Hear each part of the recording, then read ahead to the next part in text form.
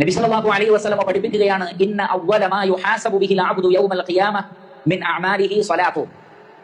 ഖിയാമത്ത് നാളിൽ പ്രവർത്തനങ്ങളെ സംബന്ധിച്ച് അല്ലാഹു സുബ്ഹാനഹു വ തആല ചോദിക്കുന്നതിൽ ഏറ്റവും ആദ്യത്തെ ചോദ്യം അത് നമസ്കാരത്തെ സംബന്ധിച്ചായിരിക്കും. വഇൻ സ്വലഹത് ഫഖദ് അഫ്ലഹ വഅൻജഹ് വഇൻ ഫസദത് ഫഖദ് ഖാബ വഖസിർ. നമസ്കാരത്തിന്റെ കാര്യം ശരിയായാൽ നിശ്ചയമായും അവർ വിജയിച്ചു. എന്നാൽ നമസ്കാരത്തിന്റെ കാര്യം ഫസാദായാൽ അവർ പരാജയപ്പെടുകയും നഷ്ടത്തിൽ പെട്ടുപോവുകയും ചെയ്യും. അപ്പോൾ ഒരാൾ വിജയിയാണോ പരാജയപ്പെട്ട വ്യക്തിയാണോ എന്ന് തീരുമാനിക്കുന്നത് അയാളുടെ നമസ്കാരമാണ്. ഖിയാമത്ത് നാളിൽ ഏറ്റവും ആദ്യം ചോദ്യം ചെയ്യപ്പെടുന്ന വിഷയവും അതുതന്നെയാണ്. അതുകൊണ്ട് തന്നെ ഓരോ വ്യക്തികളും തന്റെ സ്വന്തത്തിന്റെ കാര്യത്തിലും അതേപോലെ തന്നെ മക്കളുടെ കാര്യത്തിലും ശ്രദ്ധിക്കേണ്ടത് നമസ്കാരമാണ് എന്ന് പരിശുദ്ധ ഖുർആനിൽ കാണാൻ സാധിക്കുന്നതാണ്.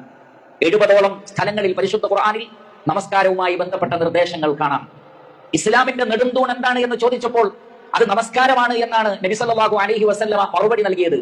നമസ്കരിക്കാത്ത ആളുകൾ അവർ സത്യനിഷേധികളാണ് എന്നാണ് അഹ്ലുസുന്നത്തി വൽ ജമാഅത്തിന്റെ പണ്ഡിതന്മാർ ഐക്യത്തോടുകൂടി പറഞ്ഞിട്ടുള്ളത്.